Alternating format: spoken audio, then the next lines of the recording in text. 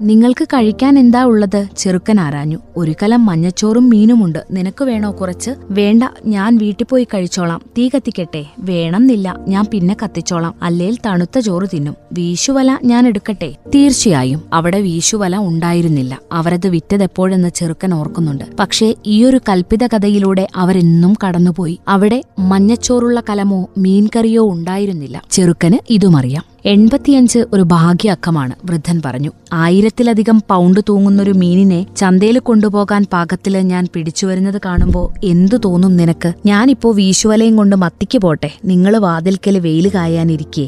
ഉവ്വ്, എന്റെ കയ്യിൽ ഇന്നലത്തെ പത്രമുണ്ട്. ഞാൻ ബേസ്ബോളിന്റെ വാർത്തകൾ വായിക്കും. തലേന്നത്തെ പത്രം എന്നതും ഒരു കൽപ്പിതാഖ്യാനമാണോ എന്ന് ചെറുക്കൻ അറിയില്ല. പക്ഷേ വൃദ്ധൻ കിടക്കടിയിൽ നിന്നും അത് പുറത്തെടുത്തു.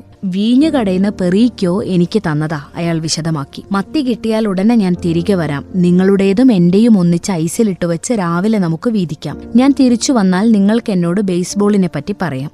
യാങ്കികൾക്ക് തോൽക്കാനാവില്ല. പക്ഷേങ്കില് ഞാൻ പേടിക്കുന്നത് ക്ലീവ്ലാൻഡിലെ ഇന്ത്യക്കാരെയാ. എന്റെ മോനെ, യാങ്കികളിൽ വിശ്വസിക്കണം. കേമനായ ഡിമാഗിയോയെ ഓർക്ക്. ഡെട്രോയിറ്റിലെ കടുവകളെയും ക്ലീവ്ലാൻഡിലെ ഇന്ത്യക്കാരെയും എനിക്ക് പേടിയാണ്. ശ്രദ്ധിച്ചില്ലേ? നീ സിൻസിനറ്റിയിലെ ചുവപ്പന്മാരെയും ചിക്കാഗോയിലെ വൈറ്റ് സാക്സുകാരെയും പേടിക്കും. നിങ്ങളത് പഠിച്ച് ഞാൻ തിരികെ വരുമ്പോ പറയണം. നമ്മള് 85 അവസാനിക്കുന്ന ഒരു ഭാഗ്യക്കുറി എടുക്കണമെന്ന് തോന്നുന്നുണ്ടോ നിനക്ക്? നാളെ 85-ാം നാളാണ്. നമുക്കത് ചെയ്യാം, ചെറുക്കൻ പറഞ്ഞു. നിങ്ങളുടെ 87 എന്ന വമ്പൻ നേട്ടത്തെപ്പറ്റി എന്തു പറയുന്നു? അത് 2 തവണ ഉണ്ടാവില്ല. നിനക്കൊരു 85 ഒപ്പിക്കാൻ പറ്റുമോ? ഒന്നൊപ്പിക്കാം. ഒരു നറുക്ക് $2.50 ആകും. അതാരോട് കടം വാങ്ങും? അതെളുപ്പാ. എനിക്ക് എപ്പോ വേണേലും $2.50 കടം വാങ്ങാനാവും. ഒരു പക്ഷേ എനിക്കും പറ്റുന്ന എന്റെ തോന്നല്. ഞാനെന്നാല് കടം വാങ്ങാതിരിക്കാൻ നോക്കും. ആദ്യം കടം വാങ്ങുക, പിന്നെ തെണ്ടുക. കാർന്നോര് ഉഷാറായിട്ടിരി, ചെറുക്കൻ പറഞ്ഞു. നമ്മള് സെപ്റ്റംബറിലാണെന്ന് ഓർക്കണം. വലിയ വലിയ മീനുകൾ വരുന്ന മാസം, വൃദ്ധൻ പറഞ്ഞു. മെയ് മാസത്തിലാണേൽ ആർക്കും ഒരു മീൻപിടുത്തക്കാരനാവാം. ഞാനിപ്പോ മത്തിക്ക് പോവുക.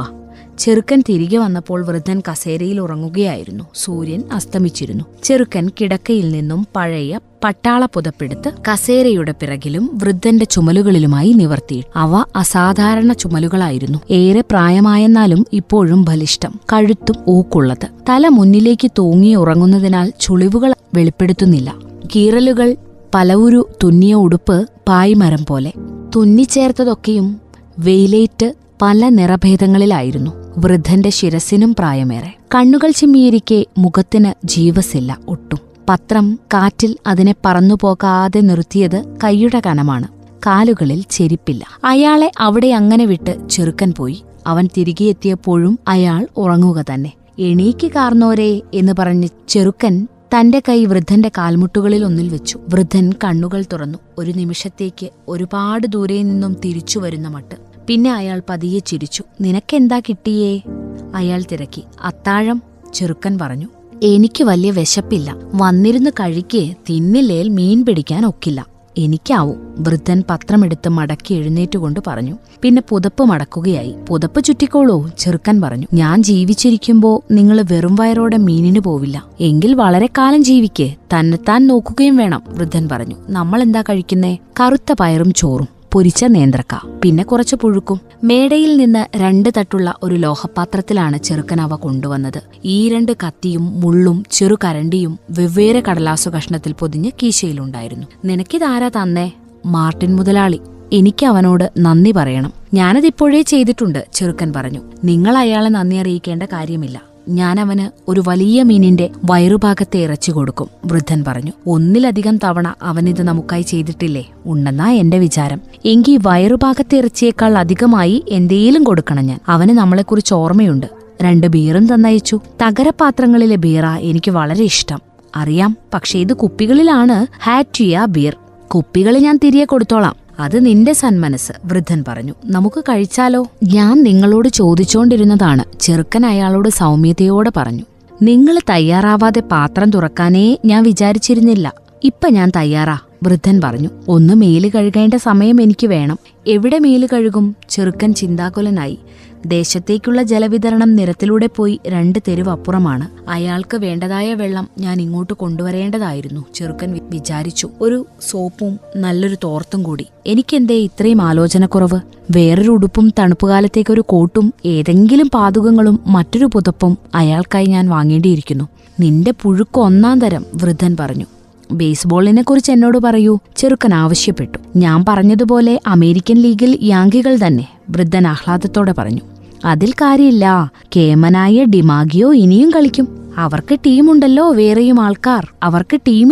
വേറെയും ആൾക്കാർ. സ്വാഭാവികമായും. പക്ഷെ വ്യത്യാസമുണ്ടാക്കുന്നത് അയാളാ. ബ്രൂക്ലിനും ഫിലാഡൽഫിയയും തമ്മിലുള്ള മറ്റേ ലീഗിൽ ഞാൻ ബ്രൂക്ലിന്റെ ഭാഗം പിടിക്കും. അപ്പോ ഞാൻ ഡിക്സി സ്ലറേയും ഓൾഡ് പാർക്കിലെ ഗംഭീര നീക്കങ്ങളെയും ഓർക്കും. അങ്ങനെ വേറൊന്നും ഉണ്ടായിട്ടില്ല ഒരിക്കലും. ഞാൻ കണ്ടിട്ടുള്ളതിൽ ഏറ്റവും ദൂരത്തേക്ക് പന്തടിച്ചത് അയാളാണ്. അയാള് മേടയിൽ വരാറുണ്ടായിരുന്നത് നിനക്ക് ഓർമ്മയുണ്ടോ?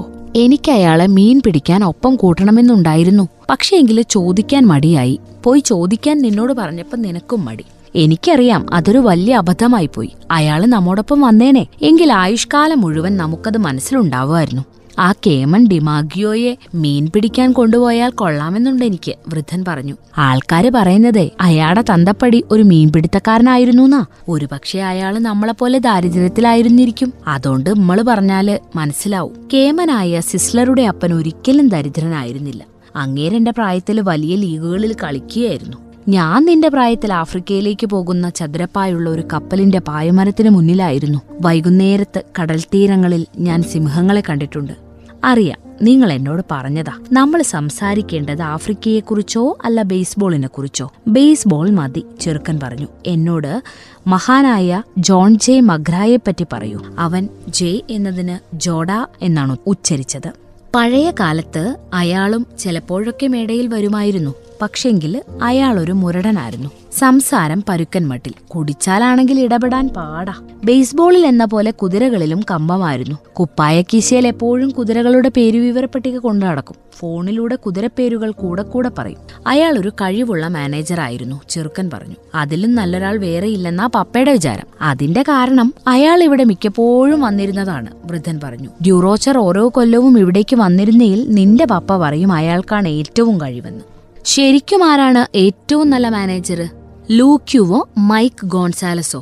2 പേരും ഒരുപോലെയാന്നാ ഞാൻ വിചാരിക്കുന്നെ. മീൻപിടുത്ത എല്ലാവരിലും നല്ലത് നിങ്ങളാ. അല്ല, കൂടുതൽ നല്ലവരെ എനിക്കറിയാം. അങ്ങനെയാകട്ടെ, ചെറുക്കൻ പറഞ്ഞു. നല്ല ധാരാളം മീൻപിടുത്തക്കാരുണ്ട്, അതിലും നല്ലവരുമുണ്ട്. പക്ഷേ നിങ്ങളെപ്പോലെ നിങ്ങൾ മാത്രം. നന്ദി, നീ എന്നെ സന്തോഷിപ്പിക്കുക. നമ്മൾ ഈ പറഞ്ഞത് തെറ്റാണെന്ന് തെളിയിക്കാൻ പോന്നൊരു ഉശിരൻ മീന് മുന്നിൽ വരാതിരിക്കട്ടെ.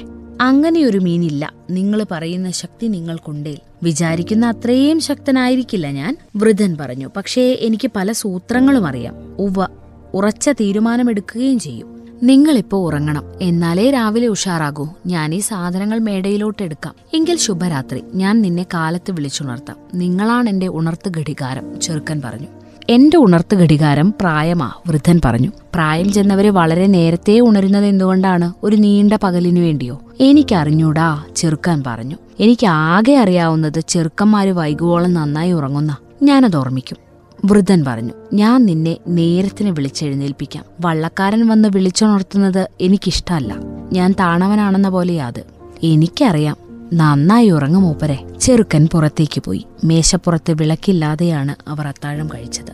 വൃദ്ധൻ കാലുറകൾ ഊരി ഇരുട്ടത്തു തന്നെ കിടക്കാനൊരുങ്ങി. കാലുറകൾ ഉള്ളിൽ പത്രം വച്ച് ചുരുട്ടി ഒരു തലയണയാക്കി പുതപ്പിനുള്ളിലേക്ക് ചുരുണ്ടുകൂടി. കിടക്കയുടെ ഇഴകളെ പഴയ വർത്തമാന പത്രങ്ങൾക്ക് മീതെയായി ഉറങ്ങി. ചുരുങ്ങിയ നേരത്തിനകം അയാൾ ഉറങ്ങുകയും താനൊരു പയ്യനായിരുന്നപ്പോഴത്തെ ആഫ്രിക്കയെയും നീണ്ട സുവർണ തീരങ്ങളെയും കണ്ണുകളെ നോവിക്കാൻ പോന്ന അത്രയും വെളുത്ത തീരങ്ങളെയും ഉയർന്ന മുനമ്പുകളെയും തവിട്ടു നിറത്തിലുള്ള മഹാശൈലങ്ങളെയും കിനാവു കാണുകയും ചെയ്തു. അയാൾ ഈയിടെയായി ഓരോ രാത്രിയിലും ജീവിക്കുന്നത് ആ തീരത്താണ്. കിനാവുകളിൽ അയാൾ തിരയടി കേട്ടു. അതിലൂടെ നാടൻ വള്ളങ്ങൾ നീങ്ങി വരുന്നത് കണ്ടു. ഉറക്കത്തിൽ കറുത്ത കീലും കപ്പൽ തളത്തിലെ പഴയ വക്കുനാരുകളും മണത്തു. പിന്നെ രാവിലത്തെ കരക്കാറ്റ് കൊണ്ടുവന്ന ആഫ്രിക്കയുടെ മണം.